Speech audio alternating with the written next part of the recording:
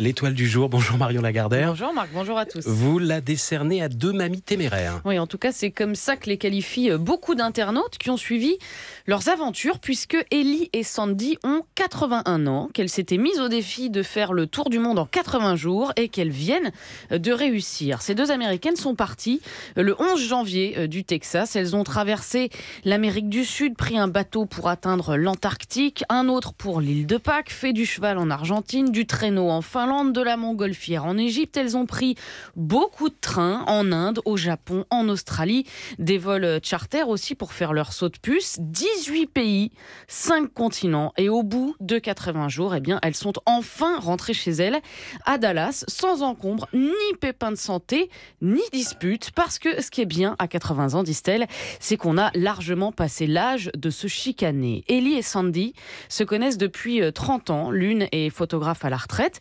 l'autre prof de sciences physiques à la retraite. Et ce sont les décès de leurs maris respectifs qui les ont rapprochés à quelques années d'intervalle.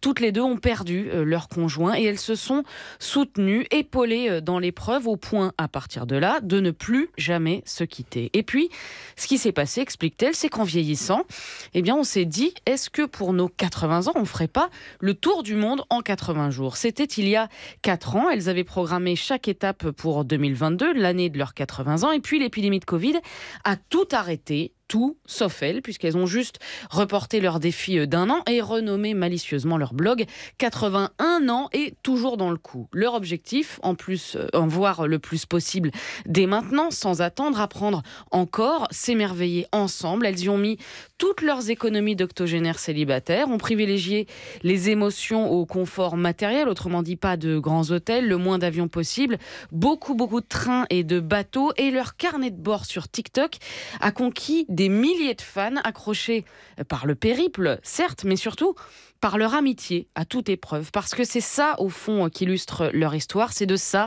qu'elles parlent sur toutes les télés où elles sont invitées. L'amitié qui donne confiance, qui renforce l'entraide, le soutien. C'est quelque chose qu'on peut tout à fait expérimenter avant 80 ans et sans forcément faire le tour du monde. Oui, oui, oui, oui, oui, oui, oui.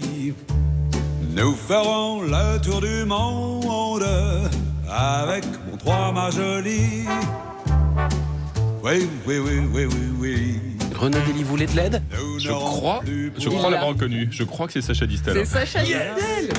Vive la radio filmée Toute ma pour voir le jeunesse. sourire de Renaud Dely quand il reconnaît le matin, ça franchement. Si vous saviez tout ce que ça me rappelle. Merci Marion.